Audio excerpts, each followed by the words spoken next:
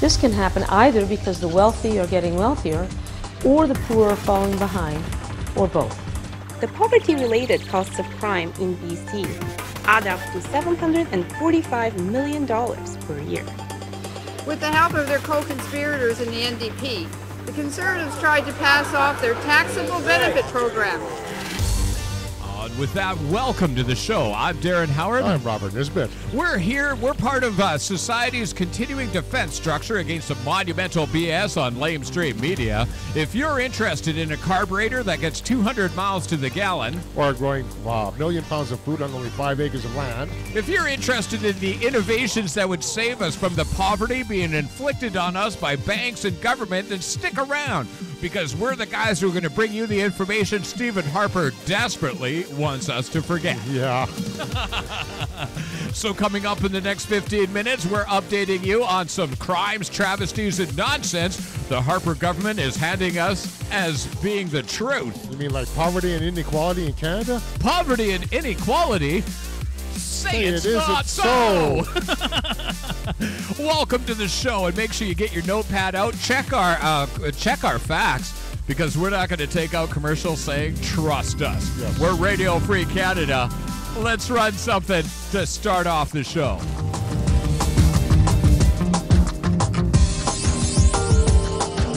The evidence shows that income inequality in Canada has been increasing over the past 15 years.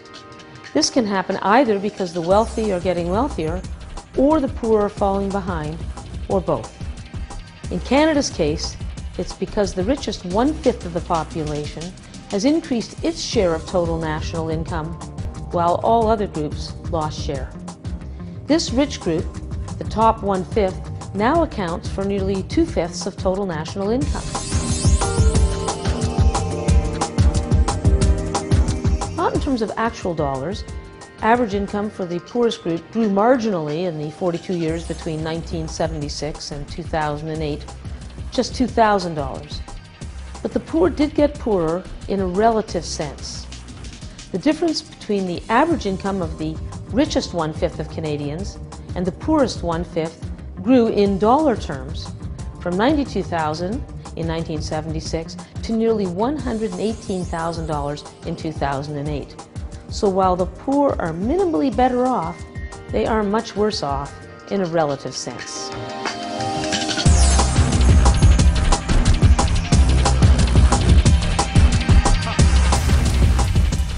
Boy, they really reeled it off on that one. They sure did.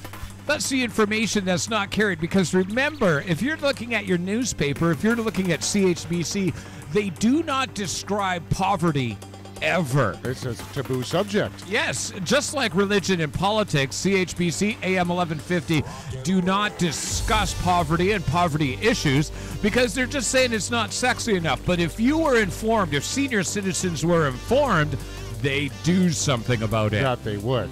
We're talking about an assumed value of poverty in Canada right now. We're talking about a government and banks that are ignoring good solutions. So let's get into it. Welcome to the show. What do you got first, brother? Well, we do have an informed senior citizen who has a few things to say about Mr. Harper. Man.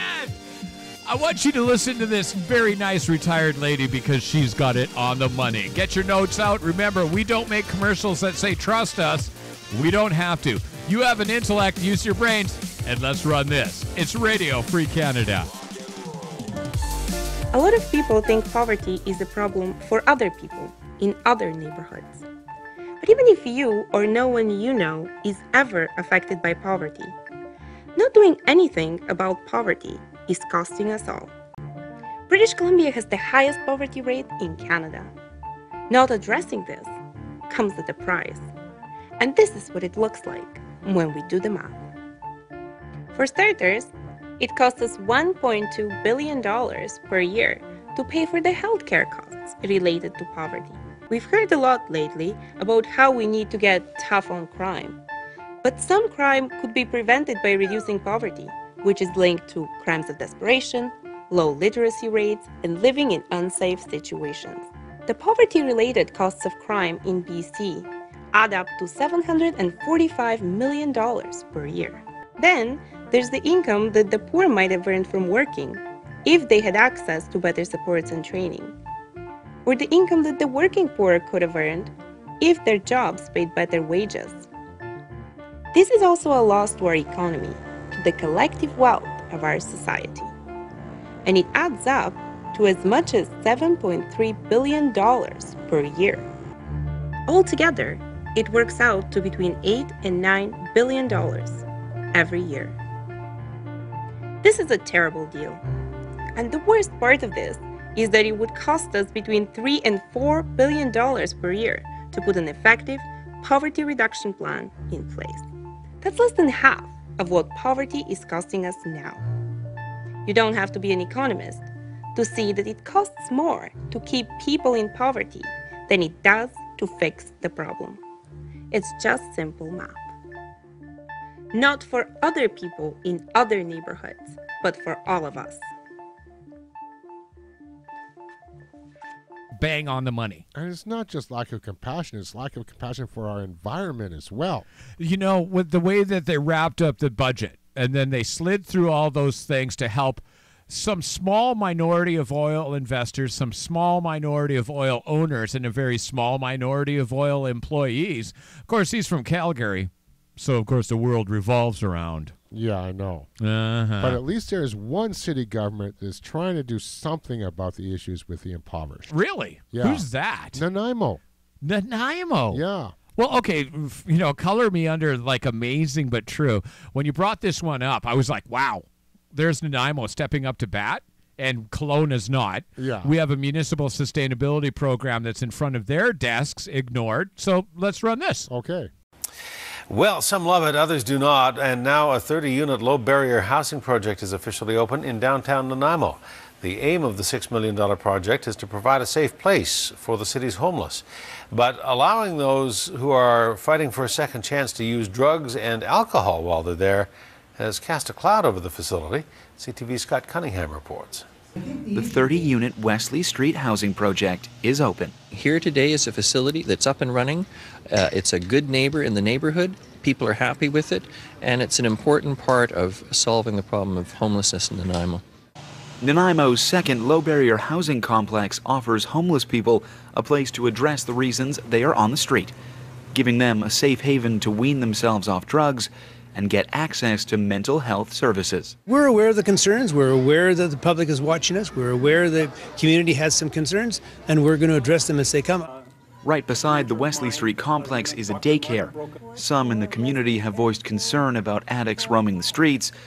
Police say a partnership has been forged with management to see that crime issues dogging a similar facility in Duncan don't happen here. There's no blind eye to anything that goes on in terms of the policing realm. Of course, we're going to be front and center with issues that come up, but we're also going to have the partnership that we believe we require on a day-to-day basis and in a working relationship that will help people with their second chance. Back inside, those seeking salvation just want the community to give them a chance at their second chance. The place is a tool for me to save myself. The city, province, and mental health association are now hoping this model succeeds and can be transferred to a third project in the north that is facing a mountain of community opposition. Scott Cunningham, CTV News, Nanaimo. Now, there's your rich person's newscast focusing on the fact that they might be drinking or doing drugs. Yes, you know, it's the corporate spin on that story. Yeah, so it's corporate spin. And remember, if you're homeless, you're not allowed to have any fun. No. But, you know, wine tours for the rich. Of course, you know, but they did have to point out that it was right next to a child care facility. Yeah, because, you know, homeless people are second-class citizens, untouchables, as far as the, you know, major media is concerned. And they may pay pedophiles. Wait a second. They're not Catholic priests. That's brutal. Wait a second. We don't see any Catholic priests as homeless people. I think the children are safe. But, you know, no, far be it from us to point out any logic or anything. Remember, homeless people, 75% of them have severe mental difficulties, and they're not being addressed. There's no services for them whatsoever. Oh, they're being addressed all right. They're going to lock them up. There you go. That's the Harper plan. But let's run this anniversary clip real quick. Okay. Mr. Speaker, 7 years ago today, the Prime Minister, as his mean-spirited first act in office, tore up signed agreements that would have created high-quality and low-cost childcare options for Canadian families. With the help of their co-conspirators in the NDP, the Conservatives tried to pass off their taxable benefit program, a program that has cost taxpayers $15 billion as a replacement. $15 billion squandered and no decrease in childcare fees. $15 billion squandered and no new regulated childcare spaces for families. $15 billion squandered and precious little to show. As a result of this government's failure, there are licensed childcare spaces for fewer than 20% of Canadian children, while the 0 to 4-year-old cohort has increased by 11%. There can be no question that Canadian families deserve a break and the chance to provide every child with the best possible start in life. And it is appalling how these Conservatives have failed our children and Canadian families. And don't forget, of course, they've already put $32 billion towards building warships. And they were supposed to build civilian ships in addition to that, but they didn't do that. And didn't they waste a whole bunch of money on F-35 fighter jets? Yes, we're already paying $500 million or $600 million into that program. Of course, leave single parents out in the cold. Of course, drug addiction counseling and child care credits not in their plan to, create jobs. Right here in Kelowna. Let's run the clip.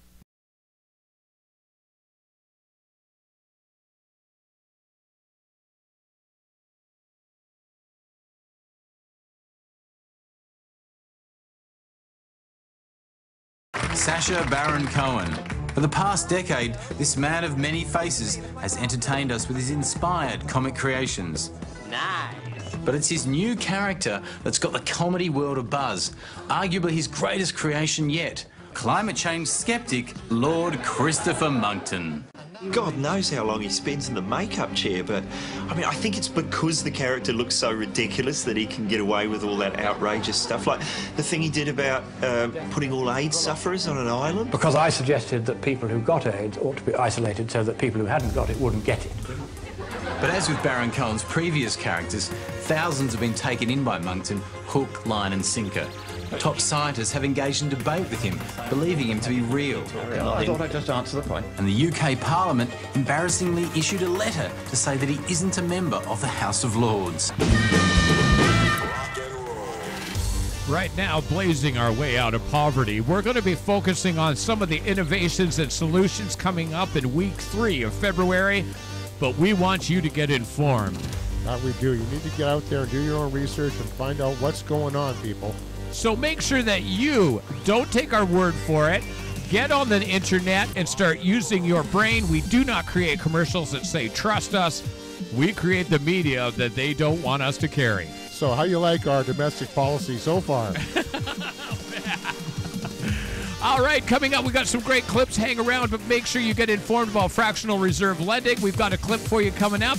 Stay tuned. This is Radio Free Canada. Since 1971, when President Nixon took the United States off what was left of the gold standard, the world has operated under a system of money called fiat.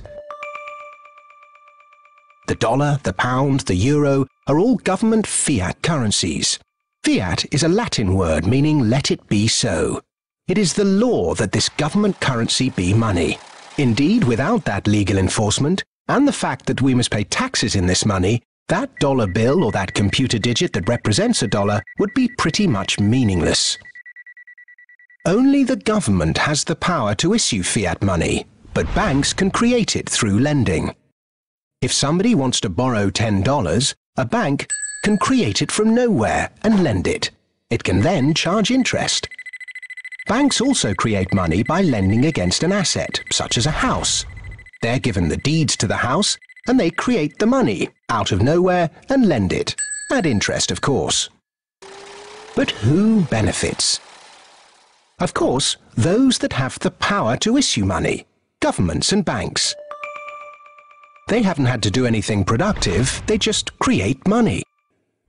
However money is created, be it through lending, fractional reserve banking, financial bailouts, or old-fashioned money printing, banks are always at or near the top of the money-issuing pyramid. In reality, this process of creating money only redistributes wealth from the bottom to the top of the pyramid. and thus that ever-increasing gulf between rich and poor gets bigger and bigger and bigger.